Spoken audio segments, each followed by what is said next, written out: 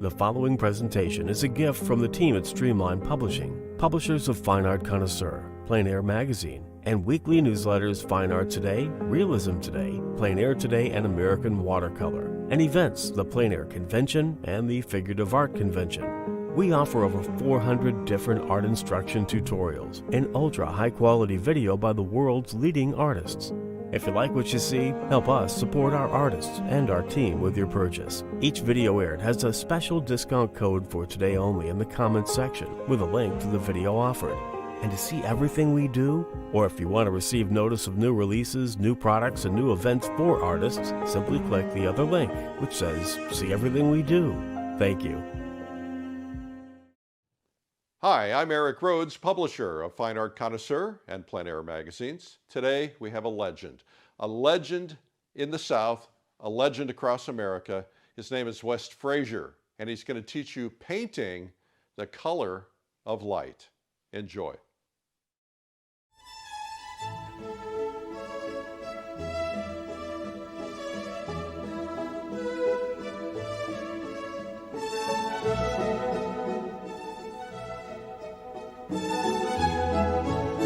Hello, my name is West Fraser, and I'm from Charleston, South Carolina, and I'm up here in Mount Desert Island in Maine with a group of painters, the Plein Air Painters of America. And I'm visiting with you today to give you a short demonstration of how I would approach painting. I'm here at Thurston's Lobster Pound next to the Thurston 5th generation wharf, and I wanted to try to capture the feel of the working waterfront.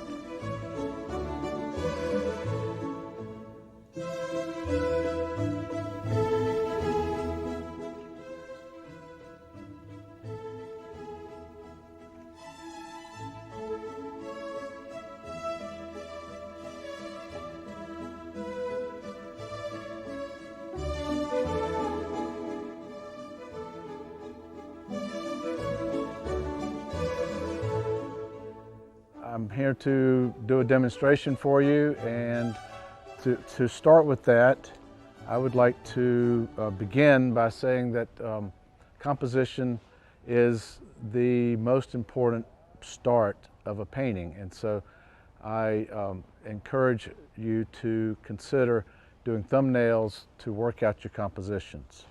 And so a thumbnail would be just a rough sketch that works out your compositional elements. And so I am going to start with a couple of the major shapes that are involved in this composition that I've picked out.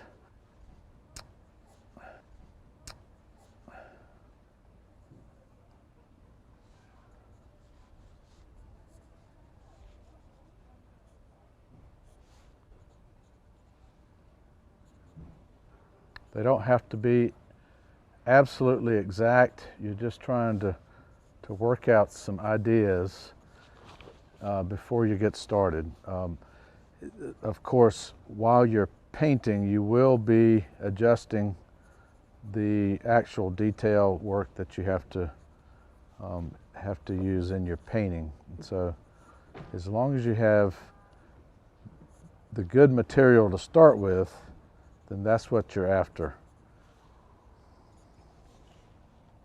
So there, as I suspected, this is going to make a nice composition for my 11 by 14 canvas, and I'll edit out. The thing about plein air painting is all about editing, so we don't want everything that's out there in the picture. So I'd say that that's probably about an 11 by 14. So that's the, I won't be faithful to this anymore, but I know that I've got a good place to start, and I've got the elements I need to create a fantastic painting. Okay, I'll start by discussing my palette. I'll start with the white. I use a titanium and zinc mixture already mixed, and then I use a Payne's gray.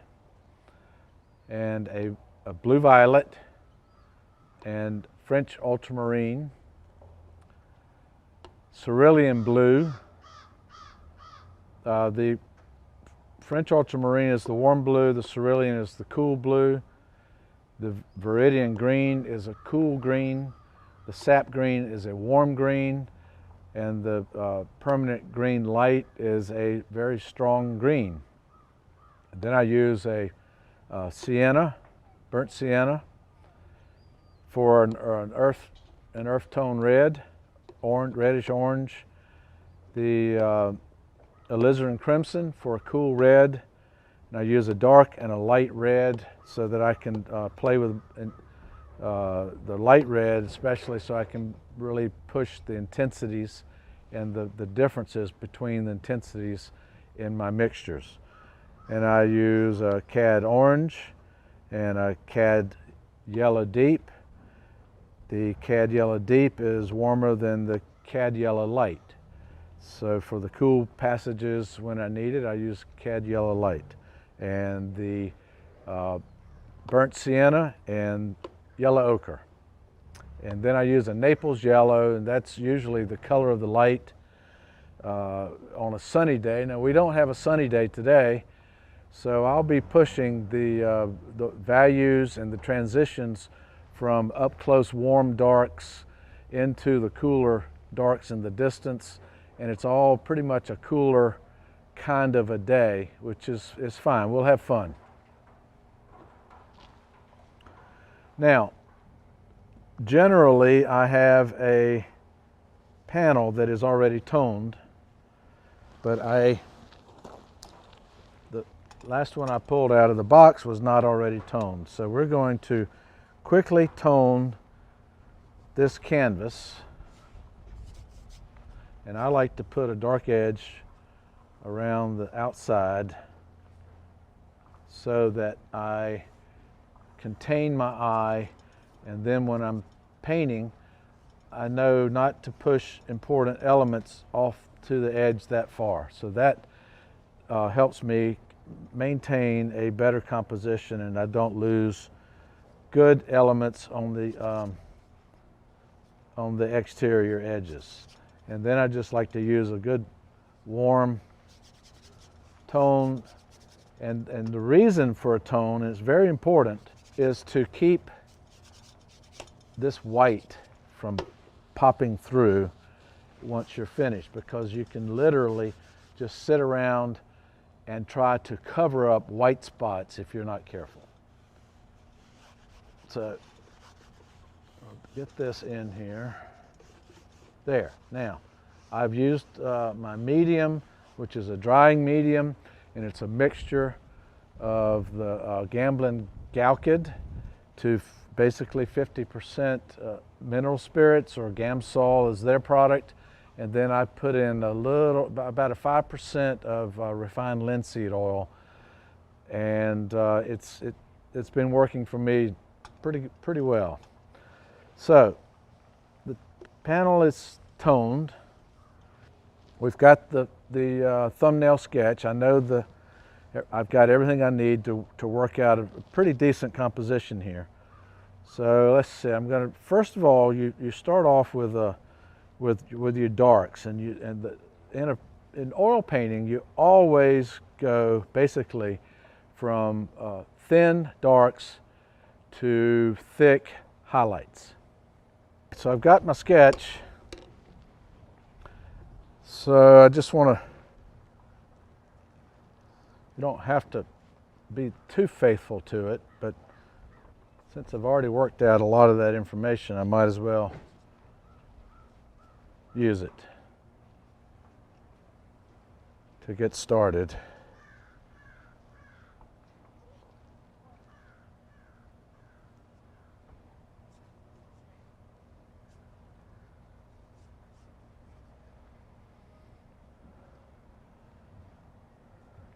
Now, I better go back to my subject here.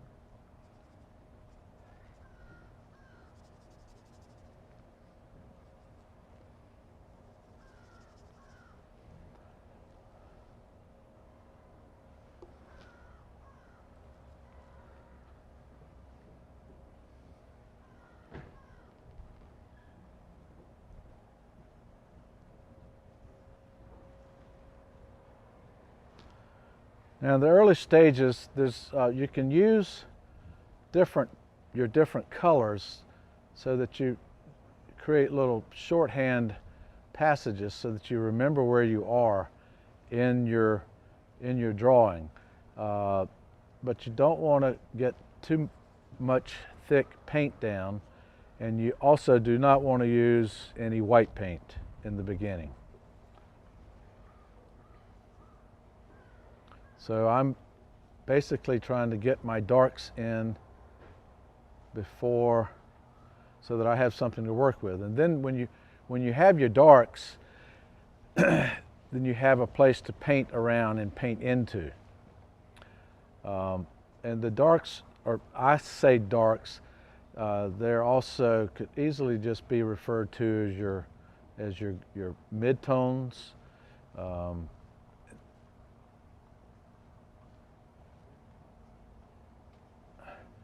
And the idea is to get enough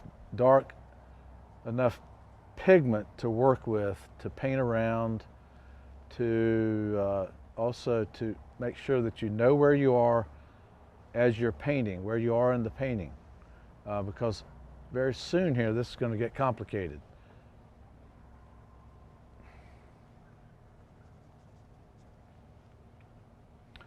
Now to separate the traps there, I introduce a little bit of green so that, again, so that I know where I am.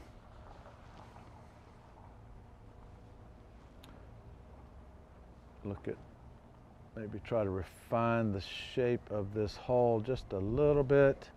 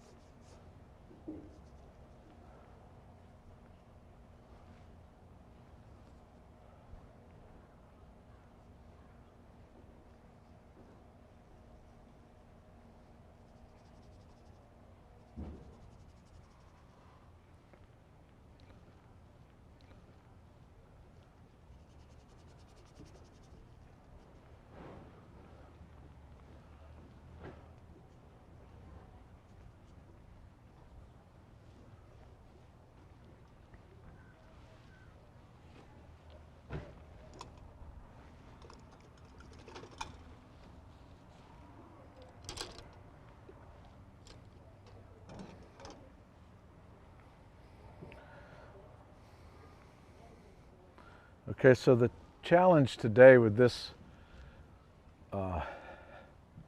setting, as I said, was that it's a lot of coolness, a lot of grayness, and so my challenge, or my problem to be solved, is to fade the background behind the foreground. So I'm going to have much darker in here on the stern of the boat, and the warm darks underneath here are going to, and then eventually it's going to step back as we go into the distance. And there's a wonderful old Nova Scotia boat just behind my main subject, and it's a blue. So I picked this partially because of the simplicity of the color combinations, because you've got an orange and black in the boat in the foreground, and then the blue boat directly behind it. And so you've got the complements of blue and orange, which mixed together make black. And so the rest of the composition is basically in the gray family, different kinds of grays. And so sometimes the simplest of compositions are the strongest, and the simplest of color harmonies can be the strongest as well. Now I liked the Canadian mist, which is that blue Nova Scotia boat in the background, when it was stern to. So I'm just going to put a blue passage there for a second. And I can paint around it, but I want that blue there because I want to start establishing some of my color intensities. All right, so I'm going to, the most intense colors, and I'm saying don't use white, but I'm going to put a note here of this orange top sides on this boat so that I have some color notes to work with. And I'm going to drag it across just a little bit there.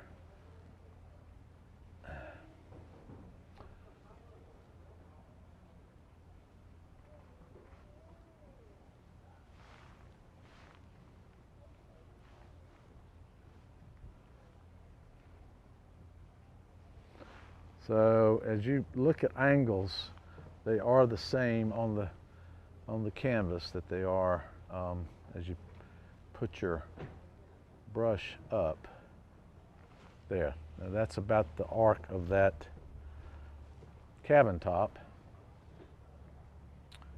And then you've got a little orange passage down there, which is going to be duller, so I'm mixing it with this blue on my palette. It's duller. The blue and orange can work for this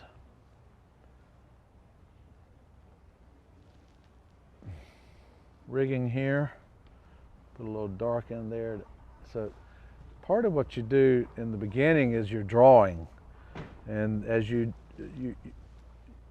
I might be putting down a dark passage, or I might put down a dark orange with the burnt sienna as if it's metal that's been rusted.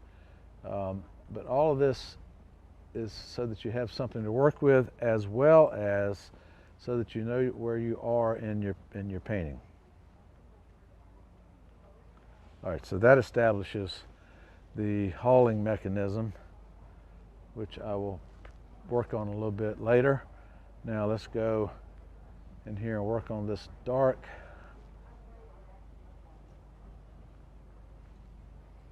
Of the traps. Put that in a little bit more substantially. Okay, now we need to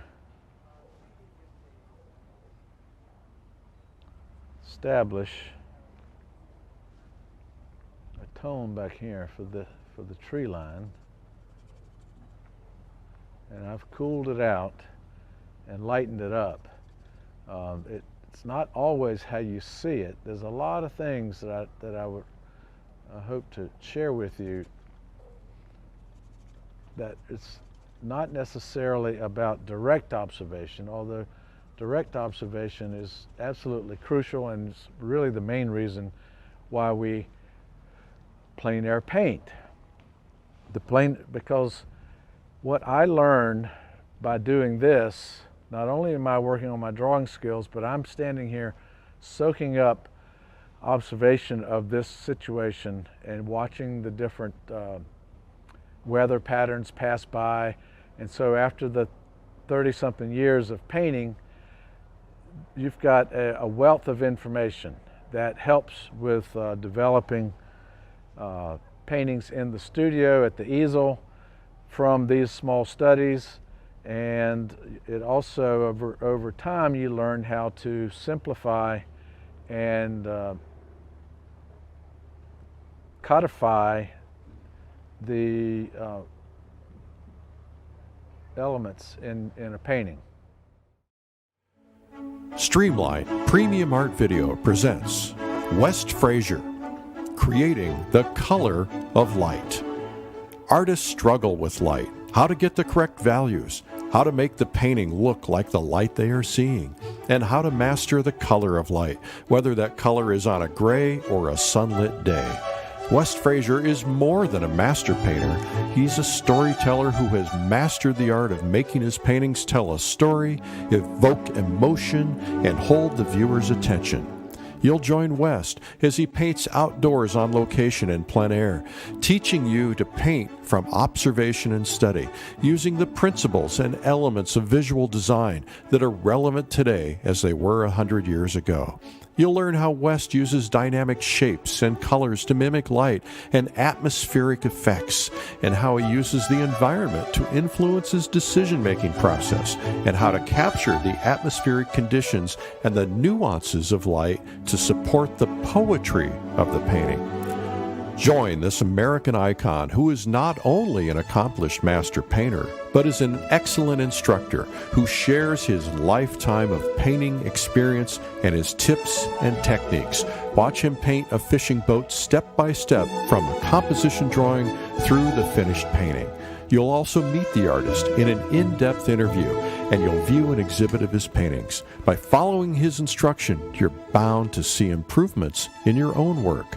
Creating the Color of Light with West Fraser, part of the Plein Air Painters of America series from Streamline Premium Art Video. That is West Fraser and Painting the Color of Light. You can learn more about that video at lilyartvideo.com, where we have a special discount code in the comments section. I really enjoyed interviewing West. Let's get right to that interview.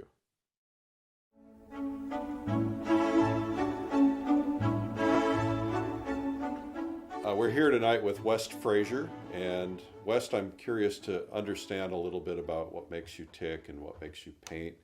I'd like to understand a little bit about some history, where you started. So let's start there. Okay, history. Let's see. I got a degree from the University of Georgia in commercial art and illustration, because at that time the university programs were not teaching representational painting.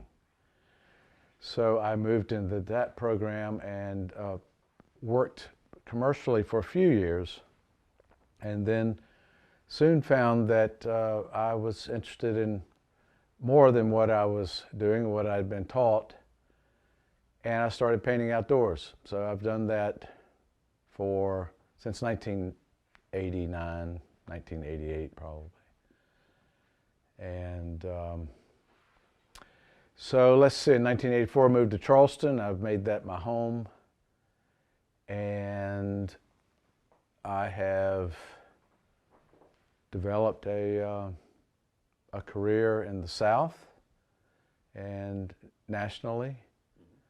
I've just finished my 8th one-man museum exhibition, solo exhibition, and that was at the Telfair Museum in Savannah, Georgia. Congratulations. Thank you. That's a big feat, and tough to get ready for.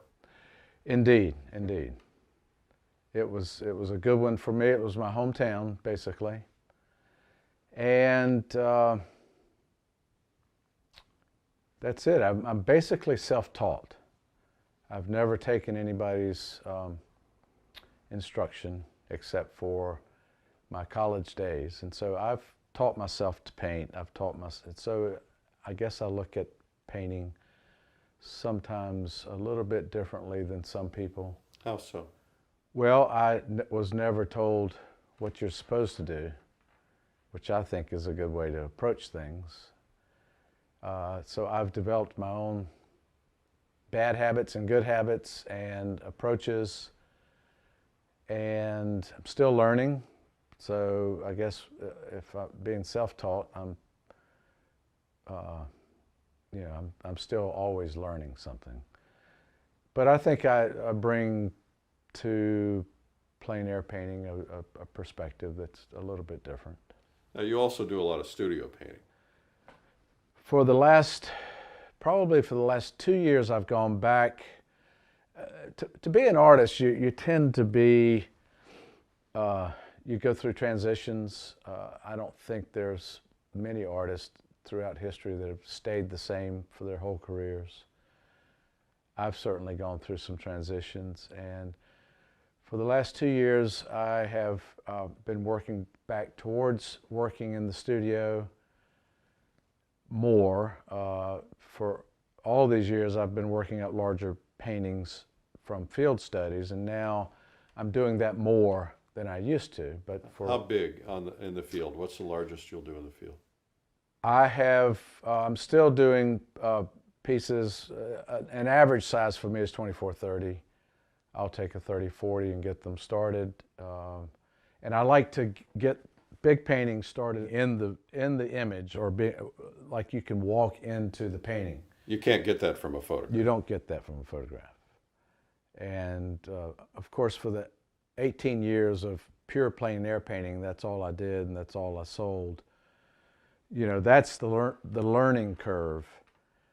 And from that, you know, art is about experience, or the maturity of an artist is about their experience. And so combining that now with the combinations of creating more exhibition paintings, to taking canvases, working the first stop to creative thinking is the word should. So, you know, there's no rules. I want to back up for just a second. I'm curious to understand what it was that got you interested in art. So you started in college officially, but were you doing it as a child? I did start doing some as a child, painting and drawing. It was a contemplative period for me, and I used my natural penchant or my natural interest to find private time and contemplation time as a youth. Now, I did tell my aunt when I was 13, after her inquiry as to what I was interested in doing, I told her I was going to be an artist, and that and basically I'm doing exactly now what I said I would do when I was 13. Now, teenage years got in the way of serious study of art, but I just had a natural interest, a natural ability with it. I did come from a family that was not necessarily exposed to a lot of art. I grew up in Georgia and South Carolina, and the museum where I just had an exhibition, the Telfair in Savannah, was the first museum I ever went into as a child. So that makes it even more special that they had the show there. Yeah. Well, when I was 8 or 9, we went to the New York World's Fair, and on that trip, my mom and dad took us to the Frick in New York. It's the first time I'd ever been in a museum. And I remember seeing a large painting of pirates battling, and swords and swashbucklers. And as a kid, you know, that's cool stuff. But it was the first I'd been exposed to painting, and I was never able to forget that image, that painting, and all the passion in it. And that was, to me, what planted the seed. Was there a painting or exposure to any particular art that did that for you? Well, in that one museum, there's a Brandt painting of a war scene. So as a young boy with a grandfather who was an Army general, and you know, for me, playing Army and everything was all very important with me and my friends and my brothers, and typical childhood like we all had. And seeing a grand war scene at the Telfair was a very important experience. And then I'd say I was probably influenced by some illustrators. There were some illustrators that moved to my hometown, and that had retired there or moved from New York to be there. And they sort of took me under their wing, and I just would chat with them. They didn't teach me any painting, but I would visit them. I was interested, I was curious, and I would go and visit in their studio, and they would talk to me about the world of art. And so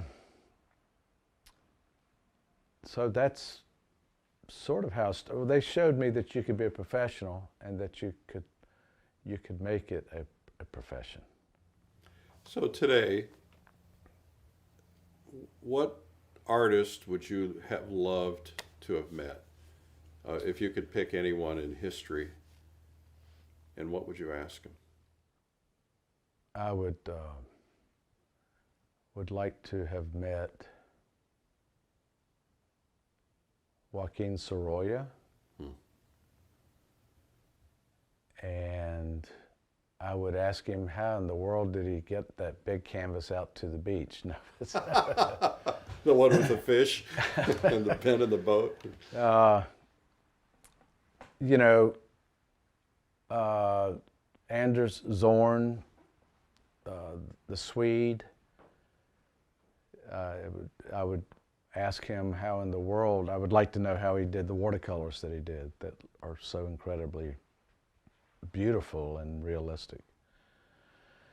Probably for me, one of the biggest influences was just a coffee table book that my parents had. And that was Andrew Wyeth's book of Kirchner's Farm. And to see that someone was painting realistically in a time of abstract expressionism in the early 60s, to me was refreshing. And I was lost sometimes in that book. And, but, you know, I didn't go to a lot of museums when I was a youth.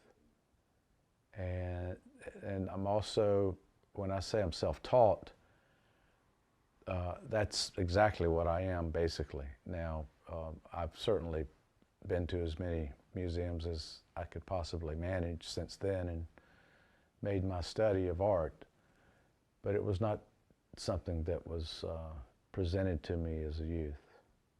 Down the road, when somebody's researching you 100 years from now, what is the one thing that they will never find in their research, something that only you know about yourself that you can share with us?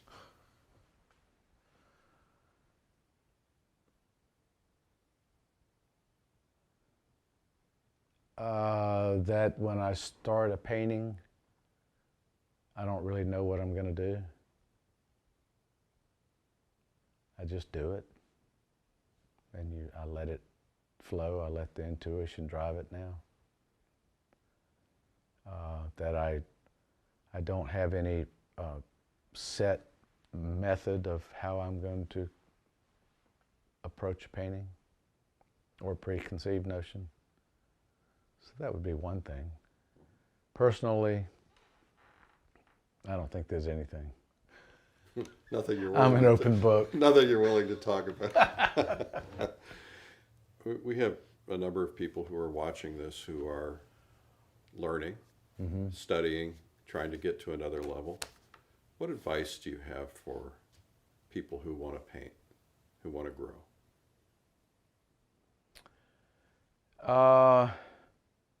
Trust your instincts.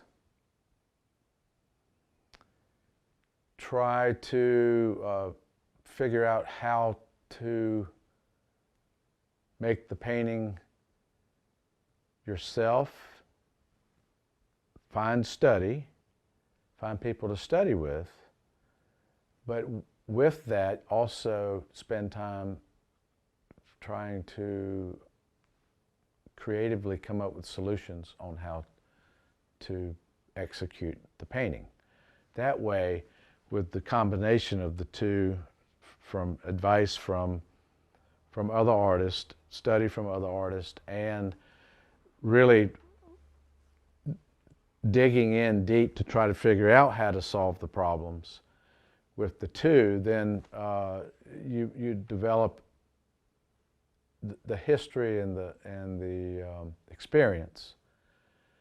And once you feel like you've gained experience and you've got all this information that you've taken in on how to, then start trusting yourself and trusting your instincts, and don't be afraid of making a mistake. Everybody makes a mistake and everybody makes a flop. And in fact, there's sometimes no such thing as a mistake. With a mistake, you might find a new discovery. One of the benefits of being a painter today is that there's lots of opportunities to learn, lots of workshops. There are workshop junkies who go from one workshop to another, and they're getting a lot of exposure to lots of different styles. This week, videotaping many different artists together, one after another. One is extremely tight, another is extremely loose, another approaches things with big shapes, another with small details, etc. How do you ultimately find your own voice rather than, getting the confusion of, which one do I become? How do I become myself rather than, being a copy of this painter or that painter? Well, it sort of goes back to my advice that I was just talking about. And I strongly believe that the creative mind works not in a void, because you've got all the information that's come into you, all of your studies, everything you've read, everything you've seen. But there comes a point where if you approach problem solving with a set of circumstances that you assume or that you are preconceived, then you are not going to find your voice, your own personal voice.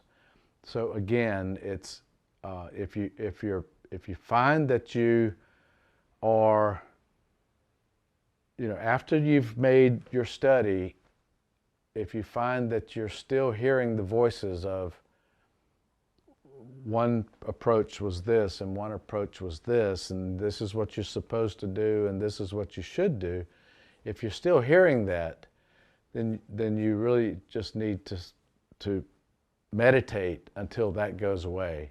Contemplate. There's some artists I know of who will say a prayer before they paint.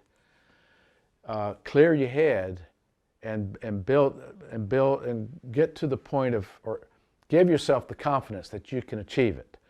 I strongly believe that positive confidence that you can achieve the painting is a large percentage of success of making a good painting.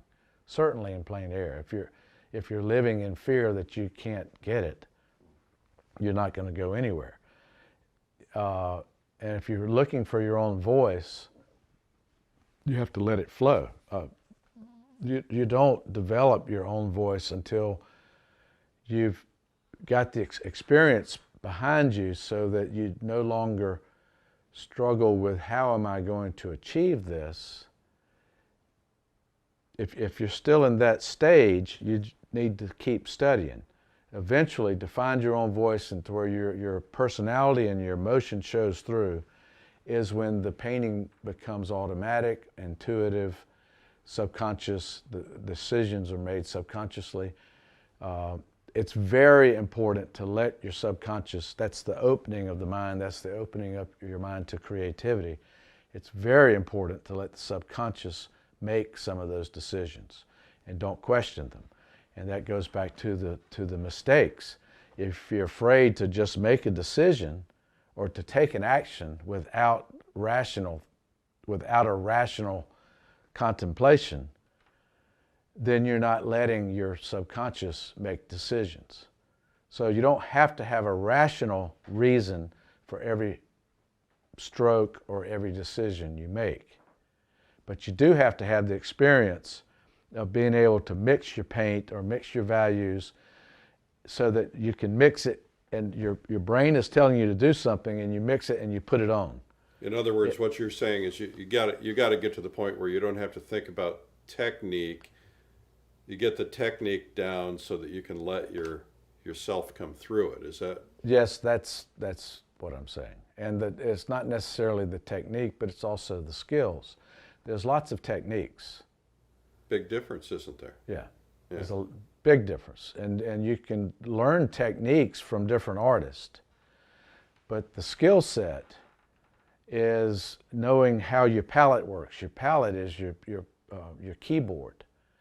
And you have to know your paints, and you have to use them the same way for years, so that it's no longer a decision of how do I mix that color. That, you know, it should be, you have to get, and that's just experience. There's absolutely no substitute for experience, and there's no way to get experience without hard work. I know that there's a lot of people who are very interested in painting that only have X amount of time.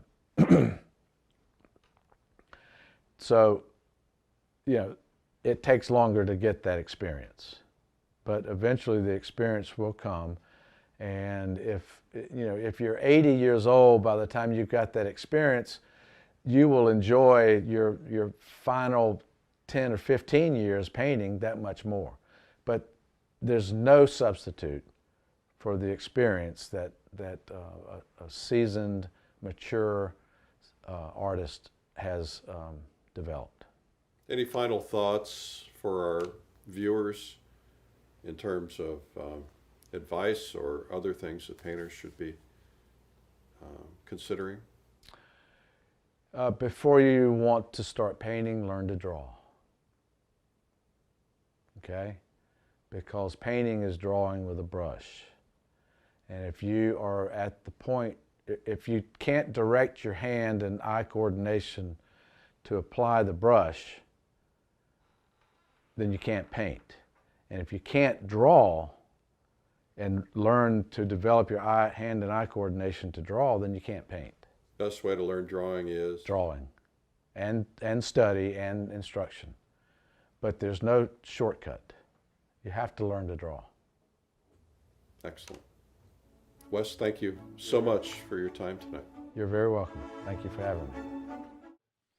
Well, that was West Fraser painting the color of light. And you can learn more about it at lilyartvideo.com.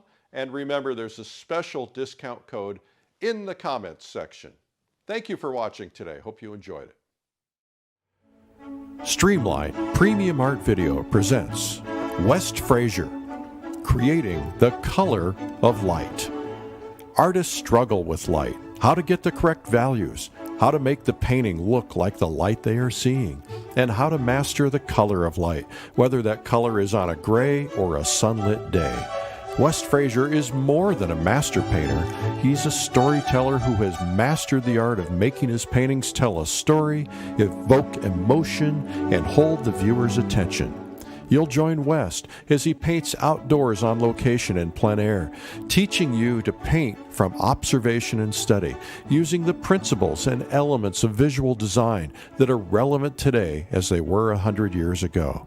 You'll learn how West uses dynamic shapes and colors to mimic light and atmospheric effects, and how he uses the environment to influence his decision-making process, and how to capture the atmospheric conditions and the nuances of light to support the poetry of the painting.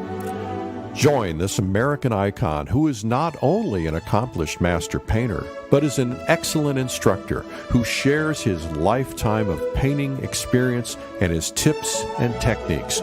Watch him paint a fishing boat step by step from the composition drawing through the finished painting. You'll also meet the artist in an in-depth interview, and you'll view an exhibit of his paintings. By following his instruction, you're bound to see improvements in your own work.